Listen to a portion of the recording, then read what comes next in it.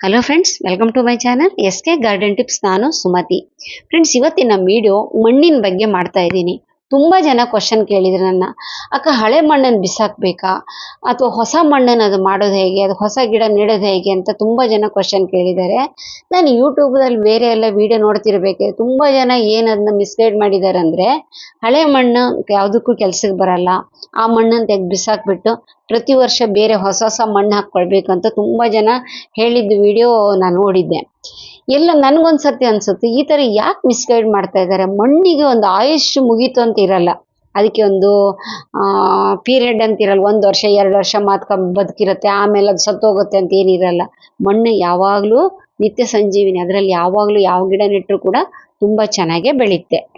ಈ ಮಣ್ಣಿನ ಬಗ್ಗೆ ತುಂಬಾ ಜನ ಕೇಳಿದ ಕ್ವಶನಿಗೆ ಇವತ್ತಿನ ವಿಡಿಯೋದಲ್ಲಿ ನಾನು ಎಕ್ಸ್ಪ್ಲೇನ್ ಮಾಡ್ತಾ ಇದ್ದೀನಿ. ನೀವು ಸ್ಕಿಪ್ ಮಾಡಲಾರ್ದೆ ಕೊನೆಯ ತನಕ ನೋಡಿ. ಹಾಗೆ ಏನಿಸ್ತು ಅಂತ ಕಾಮೆಂಟ್ ಅಲ್ಲಿ ಹೇಳೋದು ಮಾತ್ರ ದಯಮಾಡಿ ಮರಿಬೇಡಿ.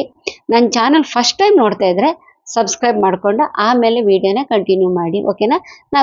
ನಿಮ್ಗೆ ಚಾನ್ಸ್ ಇದ್ರೆ 4 ಜನ ಶೇರ್ ಮಾಡಿ. ಈಗ ನಾವು ಯಾವುದೇ ತರದ ಗಿಡ ಬೆಳೆಸ್ಕೊಳ್ಬೇಕಿದ್ರೆ ಮಣ್ಣು ತುಂಬಾ ಇಂಪಾರ್ಟೆಂಟ್. ಮಣ್ಣು ಇಲ್ಲಾರ್ದೆ ಇದ್ರೆ ನಮ್ಗೆ ಯಾವ ಗಿಡಗಳು ಬೆಳೆಸ್ಕೊಳಕ್ ಆಗಲ್ಲ. ಈ ಸಿಟಿಲಿ ಇದ್ದವರಿಗೆ ಮಣ್ಣು ಸ್ವಲ್ಪ ಪ್ರಾಬ್ಲಮ್ ಆಗ್ತಾ ಇರುತ್ತೆ. ಎಲ್ಲಿಂದ ತರಬೇಕು ಏನು ಅಂತ ಗೊತ್ತಿರಲ್ಲ. ಯಾವ್ದು ನರ್ಸರಿಲಿ ತುಂಬಾ ದುಡ್ಡು ಕೊಟ್ಬಿಟ್ಟು ತಂದ್ಕೊಂಡು ಯಾವುದೇ ಗಿಡ ಹಾಕ್ತಾ ಇರ್ತಾರೆ. ಯಾವುದೋ ಒಂದು ವಿಡಿಯೋ ನೋಡ್ತಾರೆ, ಆ ಮಣ್ಣು ಹಳೆ ಮಣ್ಣಾಗಿದೆ ತೆಗೆದ್ಬಿಟ್ಟು ಹೊಸ ಮಣ್ಣು ಹಾಕಿ ಅಂದ ತಕ್ಷಣ ಅವ್ರಿಗೆ ತಲೆ ಬಿಸಿ ಆಗುತ್ತಾರೆ. ಮೊನ್ನೆ ಅಷ್ಟೇ ದುಡ್ಡು ಕೊಟ್ಟು ತಗೊಂಬಂದಿದ್ವಲ್ಲ ಕಳೆದ ವರ್ಷ, ಪುನಃ ದುಡ್ಡು ಕೊಟ್ಟು ತರ್ಬೇಕಾ ಮಣ್ಣನ್ನ ಅಂತ ತುಂಬಾ ಜನ ಯೋಚನೆ ಮಾಡ್ತಾ ಇರ್ಬೋದು. ಅಂಥವ್ರಿಗೆ ಹೇಳ್ತಾ ಇದ್ದೀನಿ ಈ ವಿಡಿಯೋದಲ್ಲಿ, ಮಣ್ಣಿಗೆ ಒಂದು ಟೈಮ್ ಅಂತೂ ಇರಲ್ಲ. ಅಂದ್ರೆ 1 ವರ್ಷ 2 ವರ್ಷ ಮಾತ್ರ ಅದು ಬದುಕಿರುತ್ತೆ, ಆಮೇಲೆ ಅದದ್ದು ಟೈಮ್ ಆಗೋಗಿರುತ್ತೆ, ವ್ಯಾಲಿಡಿಟಿ ಆಗೋಗಿರುತ್ತೆ ಅಂತ ಏನಿರಲ್ಲ. ಅದಕ್ಕೆ ಅದು ಯಾವಾಗ್ಲೂ ಮಣ್ಣು ಜೀವಂತವಾಗಿ ಇರುತ್ತೆ. ನಾವು ಹುಟ್ಟಕ್ಕಿಂತ ಮುಂಚಿಂದನೂ ಇತ್ತು, ನಾವು ಸತ್ರ ಮೇಲೂ ಕೂಡ ಮಣ್ಣಿರುತ್ತೆ. ಆದ್ರೆ ಮಣ್ಣಿಗೆ ಕೆಲವೊಂದು ಜಾಗ್ರತೆಗಳು ನಾವು ತಗೊಂತಾ ಇರಬೇಕು. ಒಂದು ಗಿಡ ತೆಗೆದ್ರ ಮೇಲೆ ಇನ್ನೊಂದು ಗಿಡ ನೆಡುವಾಗ ಅದಕ್ಕೆ ಬೇಕಾಗಿದ್ದು ಏನಾದರೂ ಒಂದು ಸ್ವಲ್ಪ ಕಂಪೋಸ್ಟ್ ಬೇಕಾ ಅಥವಾ ಬೇರೆ ಏನಾದ್ರು ಬೇಕಾ ನೋಡ್ಬಿಟ್ಟು ಅದು ಹಾಕ್ಬಿಟ್ಟು ಬೇರೆ ಗಿಡ ನೆಟ್ಬಿಟ್ರೆ ಸಾಕು.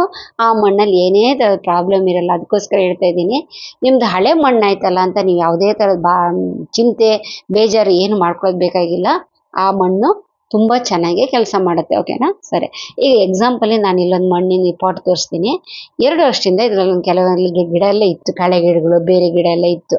ನನಗೆ ಬೇರೆ ಗಿಡ ನೆಡ್ಬೇಕಂತ ನಾನು ಅದನ್ನೆಲ್ಲ ತೆಗೆದ್ರ ಮೇಲೆ ನಿಮ್ಗೆ ಹಾಗೆ ಒಂದ್ಸತಿ ವಿಡಿಯೋ ಮಾಡಿ ತೋರ್ಸೋಣ ಅಂತ ಹೇಳ್ಬಿಟ್ಟು ಈ ವಿಡಿಯೋ ಮಾಡ್ತಾ ಇದ್ದೀನಿ. ನೋಡಿ ಹೇಗಿದೆ ನೋಡಿ. ಇವಾಗ ಈ ಮಣ್ಣಿಗೆ ಯಾವುದೇ ತರ ನಾವು ಗೊಬ್ಬರನ ಹೊಸದಾಗಿ ನಾವು ಸೇರಿಸ್ಬೇಕಾಗಿಲ್ಲ. ಗೊಬ್ಬರ ಯಾವಾಗ ಸೇರಿಸ್ಬೇಕಂತ ಹೇಳಿದ್ರೆ, ಆ ಮಣ್ಣಲ್ಲಿ ಯಾವುದೇ ತರ ಜೀವ ಇಲ್ಲಾರ್ದಿದ್ರೆ ಗೊಬ್ಬರ ಸೇರಿಸ್ಬೇಕು. ಈಗ ಇಷ್ಟಕ್ಕೂ ಮುಂಚೆ ತೋರಿಸಿದ್ದೆಲ್ಲ ಅದು ಪಕ್ಕಕ್ಕಿಡಿ. ಈಗ ಇನ್ನೊಂದು ಪಾಟ ತೋರಿಸ್ತೀನಿ ನಾನು. ಇದು ನೋಡಿ, ಇದು 2 ವರ್ಷದಿಂದ ಇದ್ದಂಥ ಪಾಟಲ್ಲಿ ಇದ್ದಂಥ ಒಂದು ಗಿಡಗಳಿದು.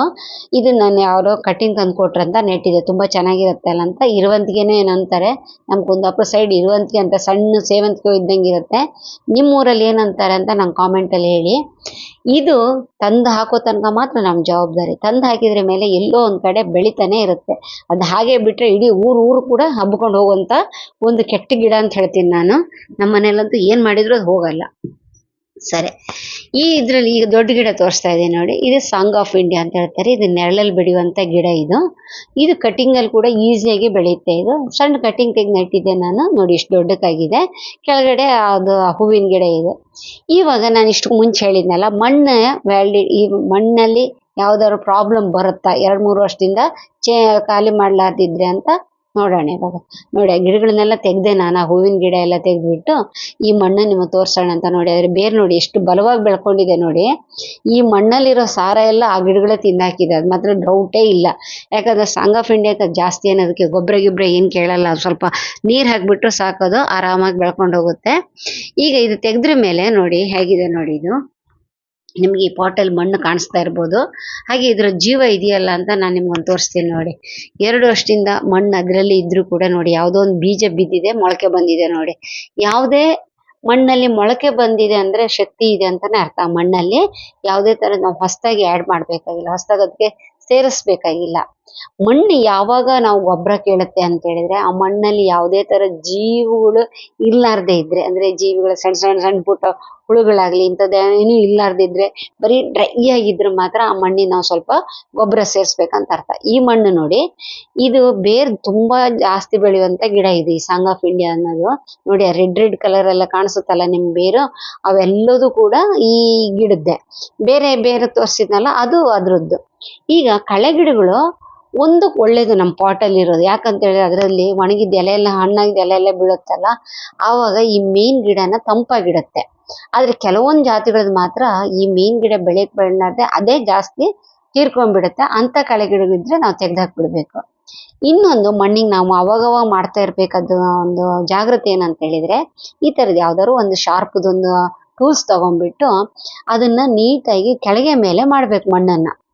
ಈ ತರ ಮಾಡೋದ್ರಿಂದ ಏನ್ ಲಾಭ ಅಂತ ಹೇಳಿದ್ರೆ, ಆ ಆಕ್ಸಿಜನ್ ಅಂದ್ರೆ ಗಾಳಿಲಿ ಆಕ್ಸಿಜನ್ ಇರುತ್ತಲ್ಲ, ಅದು ಮಣ್ಣಿನ ಬೇರಿಗೆ ಹೋಗುತ್ತೆ. ಅಂದ್ರೆ ಗಾಳಿ ಆಡ್ತಾ ಇರ್ಬೇಕು, ಇಲ್ಲಾಂದ್ರೆ ಮಣ್ಣು ಟೈಟ್ ಆಗಿ ಹೋಗುತ್ತೆ. ಮಣ್ಣು ಟೈಟ್ ಆಗಿ ಹೋದ್ರೆ ಏನಾಗುತ್ತೆ ಅಂದ್ರೆ ಆ ಗಿಡಗಳ ಬೇರು ಅದಕ್ಕೆ ಗಾಳಿ ತಾಗಲಾದೆ ಗಿಡ ಬೇಗ ಸತ್ತೋಗುತ್ತೆ, ಇಲ್ಲ ಸರಿಯಾಗಿ ಬೆಳವಣಿಗೆ ಆಗಲ್ಲ, ಅಂದ್ರೆ ಗಿಡ ಹೆಲ್ದಿಯಾಗಿ ಬೆಳೆಯಲ್ಲ. ಗಿಡ ಹೆಲ್ದಿಯಾಗಿ ಬೆಳಿಬೇಕಂತ ಹೇಳಿದ್ರೆ ಮಣ್ಣು ತುಂಬಾ ಇಂಪಾರ್ಟೆಂಟ್. ನಾವು ಅವಾಗವಾಗ ಗೊಬ್ಬರ ಹಾಕೋದಾಗ್ಲಿ ಅಥವಾ ಲಿಕ್ವಿಡ್ ಫರ್ಟಿಲೈಸರ್ಸ್ ಆಗಲಿ ಯಾಕೆ ಹಾಕ್ತೀವಿ ಅಂದ್ರೆ, ಮಣ್ಣಲ್ಲಿ ಸೂಕ್ಷ್ಮ ಜೀವಿಗಳು ಚೆನ್ನಾಗಿ ಬೆಳೀಲಿ. ಆ ಸೂಕ್ಷ್ಮ ಜೀವಿಗಳಿದ್ರೇನೆ ಗಿಡಗಳು ತುಂಬಾ ಚೆನ್ನಾಗಿ ಹೆಲ್ದಿಯಾಗಿ ಬೆಳೆಯುತ್ತೆ. ಓಕೆನಾ? ನೋಡಿ ಈ ಮಣ್ಣು ನೋಡಿ ಎಷ್ಟು ಹೆಲ್ದಿಯಾಗಿದೆ ನೋಡಿ. ಈ ತರ ನಾವು ಇದು ಮಾಡಿದವಾಗ ಇದಾಗಬೇಕು ಅಂದ್ರೆ ಸ್ವಲ್ಪ ಉಂಡೆ ತರ ಆಗಬೇಕು. ಆಮೇಲೆ ಅದು ಇದು ಮಾಡಿದ ತಕ್ಷಣ ಪುಡಿ ಆಗಿಬಿಡ್ಬೇಕು. ಇದು ಹೆಲ್ದಿಯಾಗಿದೆ ಅಂತ. ಇದರಲ್ಲಿ ಯಾವುದೇ ನಾವು ನೀರು ಹಾಕಿದ್ರೆ ಅಸಲು ನಿಂತ್ಕೊಳ್ಳಲ್ಲ. ಈಗ ಆ ಮಣ್ಣು ನೋಡಿದ್ರಲ್ಲ, ಈ ಮಣ್ಣು ನೋಡಿ ಡಿಫ್ರೆನ್ಸ್ ಕಾಣಿಸ್ತಿದೆ ನಿಮಗೆ. ಅದು ರೆಡ್ ಕಲರ್ ಅಲ್ಲಿ ಇದೆ, ಇದು ಬ್ಲ್ಯಾಕ್ ಕಲರ್ ಅಲ್ಲಿ ಇದೆ. ಅಂದ್ರೆ ಅದಕ್ಕೆ ಯಾವುದೇ ತರದ್ದು ಗೊಬ್ಬರದ ಅಂಶ ಆ ಮಣ್ಣಿಗೆ ಇಷ್ಟಕ್ಕೆ ಮುಂಚೆ ತೋರಿಸ್ತಿದ್ನಲ್ಲ ಸಾಂಗ್ ಆಫ್ ಇಂಡಿಯಾದಲ್ಲಿ ಅದರಲ್ಲಿ ಇಲ್ಲ. ಇದರಲ್ಲಿ ಗೊಬ್ಬರದ ಅಂಶ ಇದೆ. ಹಾಗೆ ನೋಡಿ ಇಲ್ಲ ನಿಮ್ಗೆ ಹುಳ ಕಾಣಿಸ್ತಾ ಇರ್ಬೋದು, ನನ್ನ ಕೈ ಮೇಲೆ ಹರಿತಾ ಇದೆ ನೋಡಿ. ತುಂಬಾ ಜನ ನನ್ಗೊಂದ್ 2-3 ಕಾಮೆಂಟ್ ಬಂದಿತ್ತು, ಹಳೆ ಒಂದು 3-4 ತಿಂಗಳ ಕೆಳಗೆ ಅನ್ಕೊಂತೀನಿ. ಈ ತರ ಹುಳುಗಳೆಲ್ಲ ಆಗಿದಾಕ ನಮ್ಮ ಪಾಟಲ್ಲಿ ಏನ್ ಮಾಡ್ಬೇಕಂತ. ಈ ತರ ಹುಳುಗಳಿದ್ರೆ ನೀವೇನ್ ಪ್ರಾಬ್ಲಮ್ ಮಾಡ್ಕೊಳ್ಬೇಕಾಗೇ ಇಲ್ಲ. ಯಾಕಂತ ಹೇಳಿದ್ರೆ ಯಾವುದೇ ತರದ ಪ್ರಾಬ್ಲಮ್ ಇರಲ್ಲ. ಆದ್ರೆ ಇದೊಂದಿದೆ ನೋಡಿ, ಬಸವನ ಹುಳ ಅಂತಾರೆ ನೋಡಿ, ಸಣ್ಣ ಶಂಕು ಇದ್ದಂಗಿರುತ್ತೆ, ಶಂಕದ ಹುಳ ಅಂತಾರೆ ಇದಕ್ಕೆ, ಅಥವಾ ಬಸವನ ಹುಳ ಅಂತಾರೆ ಅನ್ಕೊಂತೀನಿ. ಈ ತರದ್ ಏನಾರು ಇದ್ರೆ ಮಾತ್ರ ಪ್ರಾಬ್ಲಮ್. ಅದು ಯಾವಾಗ ಆಗುತ್ತಂದ್ರೆ ಮಣ್ಣು ಕೊಳತವಾಗ ಅದು ಜಾಸ್ತಿ ಬರುತ್ತೆ. ಬಸವನ ಹುಳನ ಶಂಕದ ಹುಳನ ಏನಂತಾರೆ ಅದನ್ನೊಂದು ಕಾಮೆಂಟ್ ಅಲ್ಲಿ ನಂಗೆ ಹೇಳಿ ಕ್ಲಿಯರ್ ಮಾಡಿ. ನರ್ಸರಿಯಿಂದ ತಂದ ಗಿಡಗಳಲ್ಲಿ ಸಾಧಾರಣವಾಗಿ ಅದು ಕಾಣಿಸ್ತಾ ಇರತ್ತೆ. ಅಂದ್ರೆ ಜಾಸ್ತಿ ಆ ಮಣ್ಣು ಕೊಳತವಾಗ ಅಂಥದ್ದೆಲ್ಲ ಕಾಣಿಸ್ತಾ ಇರುತ್ತೆ. ಅದೇನಾಗುತ್ತೆ ಅಂದ್ರೆ ಅದು ಸ್ವಲ್ಪ ಡೇಂಜರ್.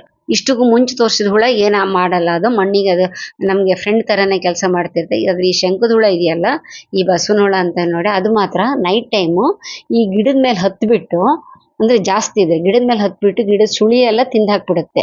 ಅದೇ ಇಲ್ಲಿ ನೋಡಿ ಸಣ್ಣ ಸಣ್ಣ ಹುಳಗಳು, ಕಪ್ಪು ಹುಳಗಳು ಅಂತ ಹರಿದಾಡ್ತಿದಾವಲ್ಲ, ಅದು ಏನೂ ಮಾಡಲ್ಲ. ಆ ಥರದ ಹುಳುಗಳಿದ್ರೆ ಪ್ರಾಬ್ಲಮ್ ಮಾಡ್ಕೊಳ್ಬೇಕಾಗೇ ಇಲ್ಲ, ನಿಮ್ಗೇನು ಪ್ರಾಬ್ಲಮ್ ಇರಲ್ಲ. ಅದು ಆ ಥರ ಹುಳುಗಳು ನಮ್ಮ ಮಣ್ಣಲ್ಲಿರೋದು.